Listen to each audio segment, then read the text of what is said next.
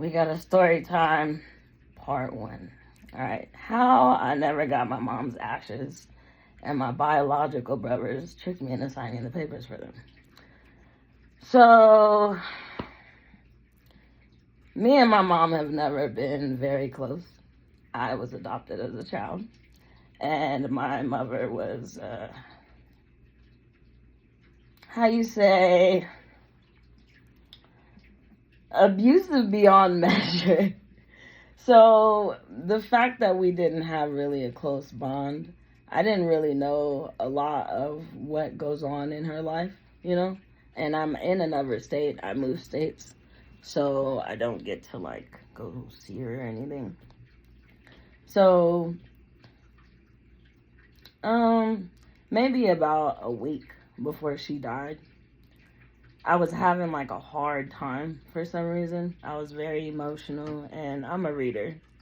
So it was beyond like the fact that my readings was going on, or I'm doing a reading or something. It had nothing to do with people around me. It was just randomly I'd feel like sad, or I'd be emotional, or I'd just feel like I needed to cry or be angry or get something out. And I wouldn't be acting out or nothing, but it was just like I just felt like that, and I just kind of be confused, you know? So I didn't really understand why, but for like a week, I was like that. And then one day, I got a call. This was in December. It was December 20th. Well, actually, I got it on the day after Christmas. The call. I got a call from my biological brother, my older brother. We are not close either. Me and my biological family are not close. So I don't get to check on them either. They don't really check on each other. But I got a call randomly out of nowhere from him.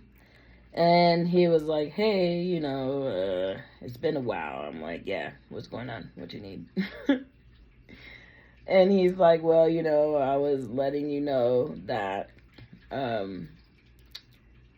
mom died, and I wanted to get her ashes, and I wanted to let you know what was going on. I was like, wait, what?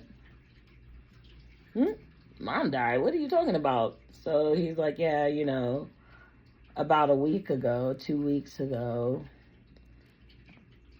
mom died, and, we've been going to trying to get her ashes or whatever. I'm like, hold on, why you guys, if it was a week ago, why you didn't call me? Why you didn't tell me a week ago? Like, I get that we not close and all, but at the end of the day, that's still your mom, I don't know, I'm a different kind of guy.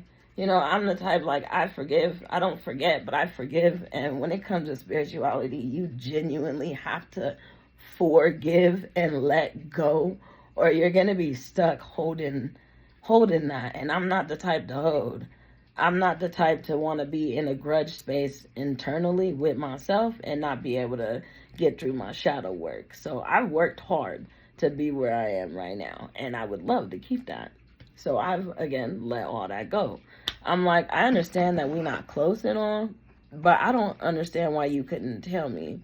And he was like, well, we thought we could get the stuff done without having to say anything, but we need your signature to be able to get the ashes so that we could give them to you.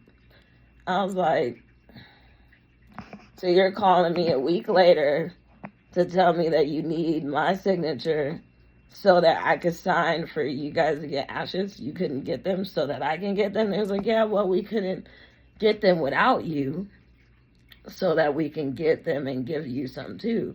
We know you're out of state, so we would have to mail it, blah, blah, blah. I'm like, this shit don't make no kind of fucking sense. So we got into this. I'm not going to get into the conversation, but we got into this deep conversation of how things happened when we were growing up, why me and them weren't close, why me and my mom wasn't close, and how it didn't make sense because we all have different dads, and we all grew up in different spaces. Like, I was the only one out of my whole family's clan to be adopted outside the family. I'm Spanish. I know I don't look like it, but I'm Spanish. And in my family's culture, it's not a thing to be where the family is outside the family. Once you leave the family, it's like you don't exist. Oddly. I know it sounds shitty, right? But genuinely to my family, I'm like some fucking mythical legend, like a tall tale that you tell your kids at night and they wonder if it's real, and then here I walk up like dead ass. So we got into this whole thing of how each of us were raised differently and got different parts of our mom.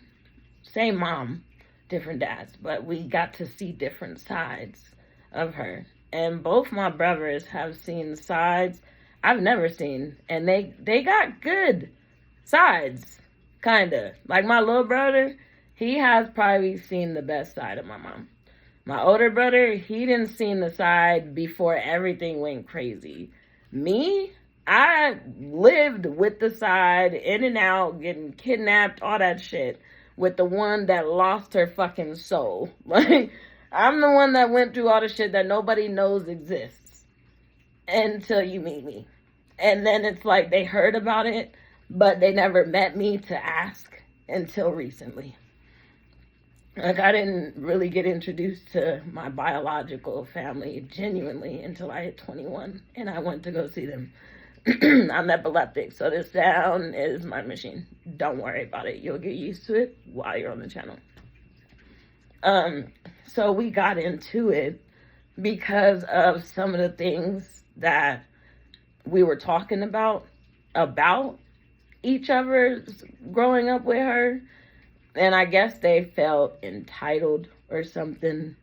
My older brother is very big-headed, like genuinely not. He don't just have a big-ass head, but he is genuinely fucking big-headed. Like, I know everything, but he will sit there and try to smooth talk shit. It's redonkulous. And they just all have this side that you just don't want to not even agree with, but associate with. So, I know it sounds bad, but you have to understand the life story to get what I'm saying. So, we got into it, but then I was like, you know what, fuck it. Because this is our mom, not just y'all's, it's our mom. This is my mom too. So if anything, if y'all are sitting here needing me to sign something, I'm definitely gonna get ashes too. Not saying I need my mom, but you give it to me so she's my mom. No, like me, I've been doing my best to give my mom closure on whatever has gone on between the two of us that makes her feel like she did, like, cause she died like genuinely hating me, just because she hated me because of who my dad was. He wasn't a bad man, but just because he was the culture that he was, and the fact that I was a girl. So she didn't want a daughter, I guess. And I wanted to, like, you know, gain closure with her and be like, you know, we can still do something. Like, you my mom. I would still love to have my mom in my life. I've never had you as a mom. We can do something now. So it was just like having the ashes would be a way of giving closure to not only in the spiritual way, but to her left vibration. Because of the passing, you leave just a last memory or last conversation with someone. So that's the memory that you have, or the energy that's left, the last of you on this planet. So I thought it would be like, you know, a way of helping both of us heal. And I ended up signing the papers, and the rest of it I'm gonna have to tell you in part 2, so be sure to follow.